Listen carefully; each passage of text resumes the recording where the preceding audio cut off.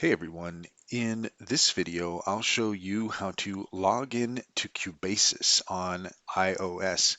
In order to do so, first off you will need to go to the App Store and search for Cubasis.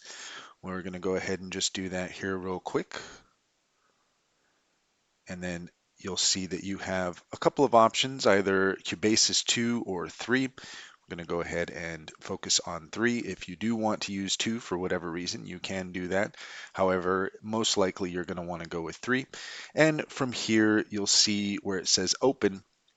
If you have not yet purchased it, then you are going to need to purchase that first. And once you do so, then you can go ahead and open that up.